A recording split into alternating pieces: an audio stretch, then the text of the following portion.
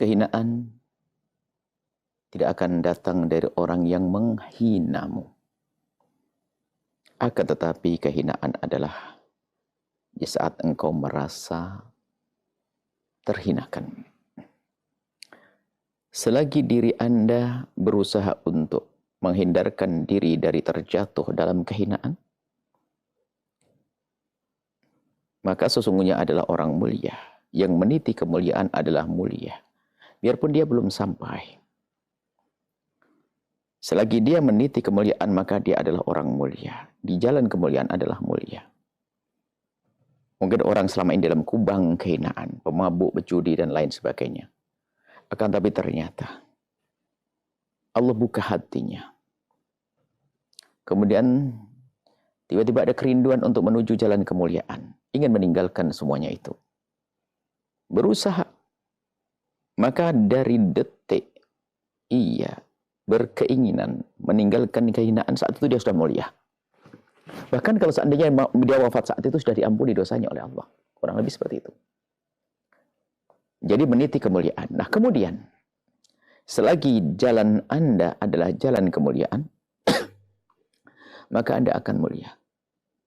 Sehingga setelah itu, Anda tidak usah merasa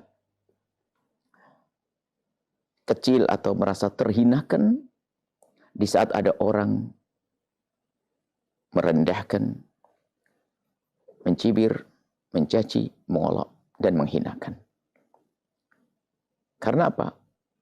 Itu semua tidak akan merubah Anda. Yang mulia lalu menjadi hina. Ada orang mencaci. Bagi Nabi Muhammad adalah orang yang sangat mulia. Itu pun ternyata ada yang menghinakan Nabi. Nabi tidak pernah hina. Mencaci Nabi, mengolok Nabi. Nabi dianggap sebagai seorang yang gila. Disebut sebagai seorang penyihir dan seterusnya. Bukankah itu ada penghinaan-penghinaan? Tidak akan merubah baginda Nabi karena Nabi di jalan kebenaran, kebaikan. Akan tetapi kehinaan itu akan datang di saat kita itu merasa terendahkan dan terhinakan. Dicaci, kita langsung merasa terhinakan gara-gara cacian tersebut. Sehingga yang muncul adalah emosi dan marah. Kenapa kok di saat kita merasa terhinakan, saat itu justru kita menjadi hina? Kenapa? Misalnya, ada orang yang dia disifati dengan kebaikan. Dia baik, selama ini adalah dia punya perilaku baik. Tiba-tiba ada orang mencaci, mengolok dia. Berarti telah menghinakannya. Ternyata gara-gara di Allah marah, dia naik pitam. Lalu berkata macam-macam, kau menghina saya, meremehkan saya, kau tidak tahu saya, dan sebagainya. Lihat. Jadi, menjadi rendah karena seperti itu. Merasa terhinakan artinya apa? Muncul satu kesombongan, seolah dia segala-galanya sudah. Berarti kan dia rendah saat itu. Berbeda dengan orang-orang insyaf. Orang-orang yang punya pangkat tinggi di saat ada yang mencaci, mengolok, dia berpikir. Kata Imam Ghazali, kalau ada orang menghinakanmu, merendahkanmu, mencacimu, kau renunglah. Renungi dirimu. Apakah betul yang ia omongkan ada padamu atau tidak? Jika yang diomongkan tidak ada padamu, alhamdulillah, dia tidak tahu tentang aku. Gitu saja. Nggak usah kita marah-marah. Kenapa gini? Kenapa kami? Kau merendahkan saya, menjatuhkan nama baik saya, dan seterusnya. Cukup. Katakan, oh dia tidak tahu tentang saya. Kemudian jika ternyata dia mau menyebutkan kejelekan kita, dan memang itu ada pada kita, maka kita akan menjadi mulia di saat kita menginsyafi bahwasanya saya jelek. Tinggal berkata, oh iya benar memang saya begitu, dan saya ingin berubah menjadi baik. Kan selesai. Tapi ada orang mudah tidak terima, direndahkan seolah-olah dicaci sedikit saja, sudah hebohnya sejagat. Maka dia akan menjadi rendah, karena dia sendiri telah menghinakan dirinya dengan sikap yang seperti itu. Sehingga Nabi Muhammad biarpun dicaci, diolok oleh siapapun, orang-orang yang musuhi Nabi nggak akan merubah baginda Nabi.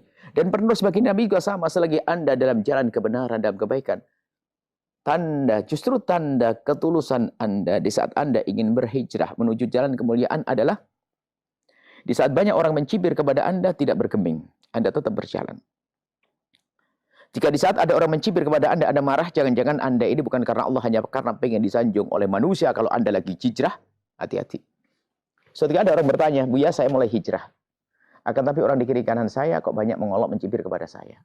Kami jawab, kalau Anda istiqomah, Anda tidak akan berkembang dengan omongan itu. Justru kalau Anda memikirkan omongan mereka, Anda tidak serius. Belum hijrah. Kenapa? Di saat kita mikiri omongan mereka, kita berarti dengan kesombongan. Artinya kita telah merendahkan diri dengan kesombongan kita. Nah, ini kita harus waspada. Suatu ketika Imam Ali ibn Husain ibn Ali bin Abi Thalib diolok dan dicaci oleh orang. Apa kata beliau? Dengan jawaban luar biasa. Terima kasih. Apa yang tidak engkau ketahui lebih banyak dari yang engkau ketahui. Terima kasih. Gitu tak. Jadi kejelekan yang tidak engkau ketahui lebih banyak daripada yang engkau ketahui. Bukan membela diri habis-habisan. Seorang Khalifah Umar bin Khattab disebutkan kejelekannya, kurang lebih seperti itu. Berarti kan kayak dihinakan. Apa kata beliau? Menengadahkan tangan dan berdoa, rahimallahu imra'an ahdali uyubi. Ya Allah, berikan kasih sayang orang yang telah menunjukkan kekuranganku. Yang gampang tersinggung, hatinya yang nggak benar. Kenapa gampang tersinggung? Urusan diri kita direndahkan. Kalau urusan agama, ya. Urusan agama kok diganggu. Urusan diri kita dicaci, kita diolok dan sebagainya. Paling bagusnya manusia, mulia manusia masih diolok dan dicaci kok. Lalu bagaimana dengan kita yang banyak salah dan dosa? Kan gara-gara orang mencaci saja, Masya Allah sudah kayak. Kadang, harga diri. Harga diri apa sih? Jika Anda dalam kemuliaan, itulah harga dirimu. Tapi kita tidak mempertahankan kemuliaan, mana harga diri yang akan kita jaga? Masanya, saya melakukan kesalahan. Diingatkan sama seseorang, maka kalau saya ingin mengangkat harga diri saya insafi dan saya berhenti. Tapi kalau saya mempertahankan kesalahan saya, mana ada harga diri? Saya merendahkan diri saya. Diingatkan tidak mau menerima. Ibaratnya di saat kita berada dalam kubang kehinaan, ada orang ingin mengangkat, mengulurkan tangan, kita nggak mau. Mana harga diri? Kita merendahkan diri kita dalam kehinaan. Ditolong orang nggak mau. Dan menolong itu kan pertama mengatakan, kamu di kubang loh ya, ayo naik. Bukan, kamu di tempat yang enak, nyaman. Bukan begitu. Kan di saat kita mengingatkan orang, tentu dia adalah menyebutkan kekurangan. Mungkin kalau bahasa lain adalah merendahkan, menghinakan. Tapi bagi orang yang mengerti makna nasihat tidak pernah merasa terhinakan dengan itu semuanya. Bahkan mau diangkat. Sehingga hari ini orang nasihat dianggap sebagai perendahan. Nasihat caci maki, bukan. Dan memang kita kalau ingin nasihat orang tentu harus memilih kata. Secara umum kata Imam Ghazali, nasihat itu tujuannya baik, biarpun diucapkan dengan tidak baik, tetap saja baik. Caranya kurang baik, itu hanya cara. Tapi isinya tetap baik, kita harus menyadari tentang isi. Sampai gambaran yang dihadirkan oleh Imam Ghazali adalah ada satu orang tiba-tiba ada kala jengking merayap di punggungnya. Dia tidak tahu kalau ada kala jengking di punggungnya karena dari bawah merayapnya. Sebentar lagi akan menyentuh leher dan di saat menyentuh kulit tentu seorang sadar merasa kulitnya disentuh oleh benda asing, tentu akan ada refleks. Pasti akibatnya adalah parah karena di saat refleks begini sang kalajengking akan membela diri dan menyengat. Kan begitu. Di saat kalajengking merambat, merayap di punggungnya, tiba-tiba orangnya di belakangnya melihat kalajengking. Diambil sandal. Langsung dipukul dengan keras. Kaget. Terus terlihat terkapar kalajengking. Kira-kira saya yang dirambati kalajengking tadi. Apakah setelah melihat kalajengking begini saya marah gara-gara kau pukul aku, kenapa kamu tidak pelan-pelan, kenapa kau pakai kalimat kasar, kenapa? Kebayang?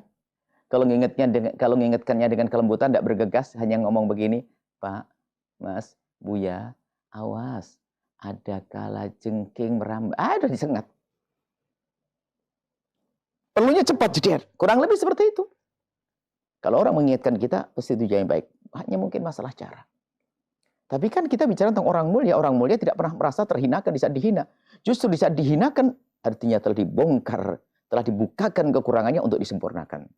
Itulah yang disadari oleh Sayyidina Umar bin Khattab rahimahullah imra'an ahda li'uyubi. Dianggap hadiah. Kalau orang mengungkapkan kekurangan kita hadiah, dianggap hadiah. Aku diberi hadiah oleh dia, artinya aku harus berbenah. Enak. Untuk menjadi lebih baik. Masya Allah. Kurang lebih seperti itu, Masya Allah. Ingat, kehinaan tidak akan datang dari orang yang menghinamu. Ribuan sejuta orang menghinamu tidak akan menjadikan dirimu hina jika engkau berada dalam jalan kemuliaan. Begitu, akan tetapi, kehinaanmu akan datang di saat engkau merasa terhinakan, di saat dihina oleh seseorang. Kenapa merasa terhinakan? Yaitu karena kesombongan menguasai diri Anda. Susah berbenah, mempertahankan sesuatu yang tidak baik. Mana bisa mulia orang semacam itu? Semoga Allah memuliakan kita. Memberikan kepada kita keinsyafan, kesadaran untuk berbenah menjadi lebih baik. Dan semoga Allah menjadikan kita hamba yang saling mencintai karena Allah. Diberi kebaikan di dunia, diri, keluarga, di dunia dan di akhirat. Panjang umur semuanya. Saling mencintai, dijauhkan dari fitnah. Husnul khatimah. Berkat Sayyidina Muhammad Al-Fatihah.